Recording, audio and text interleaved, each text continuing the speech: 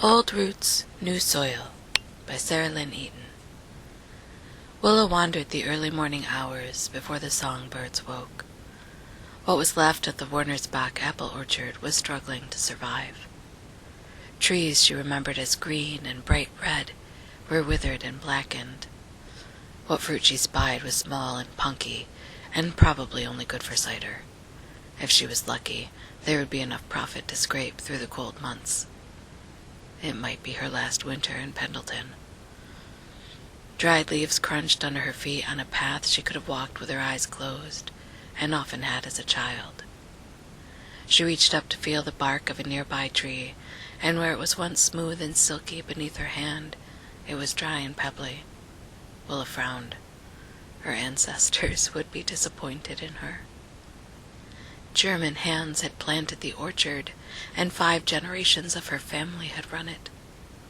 There had once been 4 separate farms, all buttoned together in one family.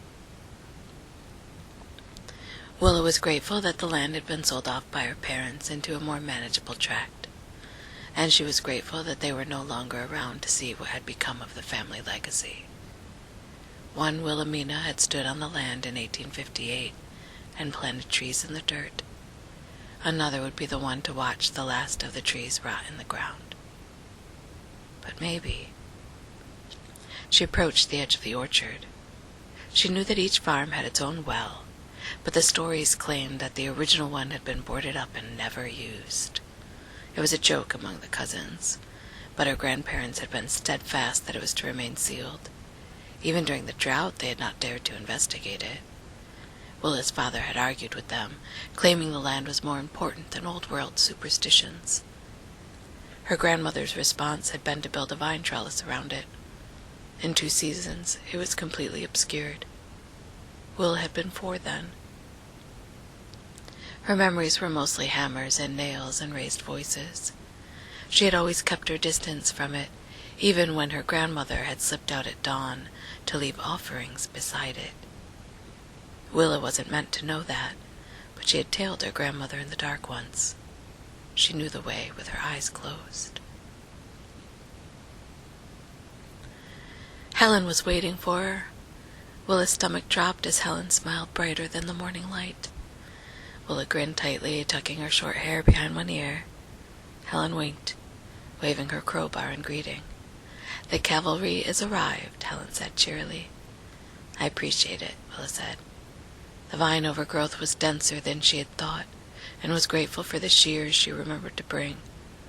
"Gran's gonna be pissed. She's been dead for 20 years. She's over it," Helen said with a frown. "You and I have very different memories of her," Willa laughed. "That's true." Helen eyed the contraption they were about to battle. "It all comes down?" "It all comes down," Willa nodded. "At least we get to share this beautiful morning," Helen said. She always said things like that. Willa blushed. Helen had lived on one of the farms that had been sold off first.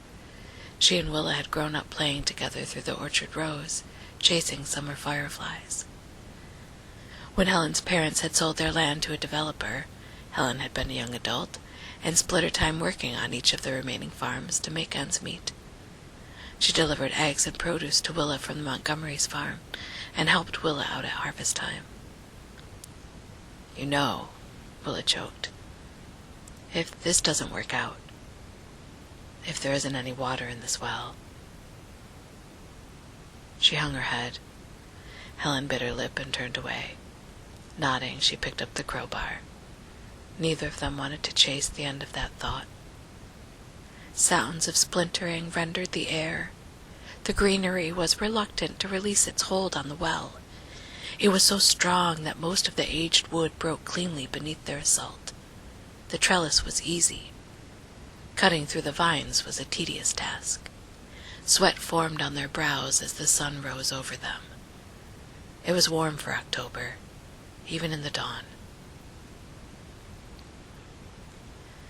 They were covered in scratches and dirt when they were finished, but the rubbish lay to the side, exposing an old stone well.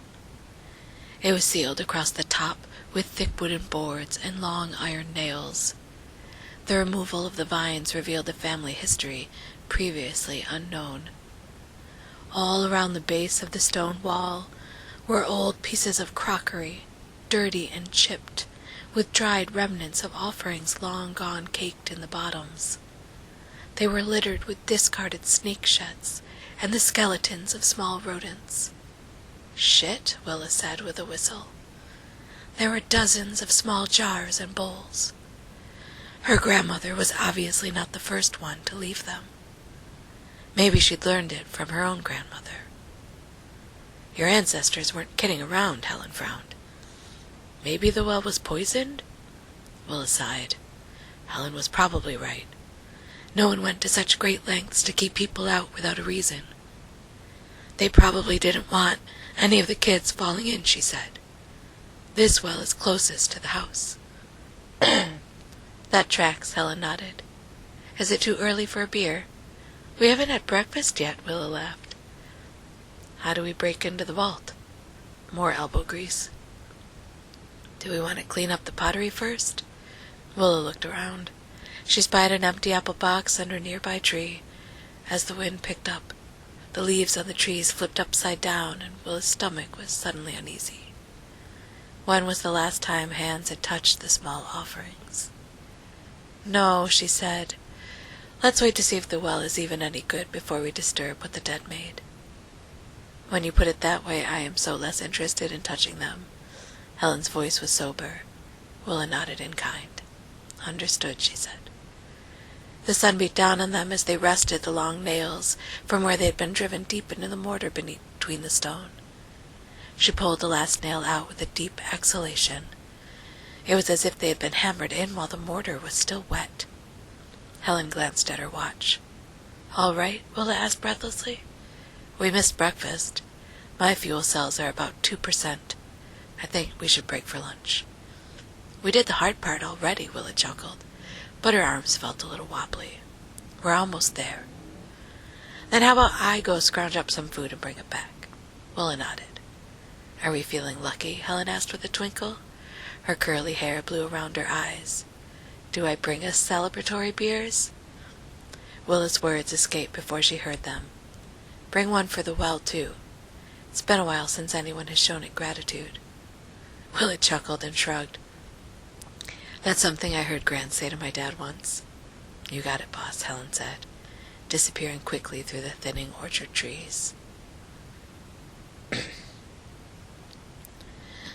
The thickest and oldest tree stood beside the well, the first that Wilhelmina Wurdersbach had planted in their new soil. Family stories said the original apple tree was brought over from their homeland in Germany, near the Black Forest, the same forest made famous through Grimm's fairy tales. It was a nice story. The curious part of it for Willa was that the tree was still producing the best fruit, even as the other trees waned. She took her work gloves off and poked at the boards covering the well. They were roughly hewn planks from an old mill. The undersides seemed punkish and were buckling slightly. Willa took that as a sign of moisture beneath them. She placed her hands on the well, one on the wood and another on the stone.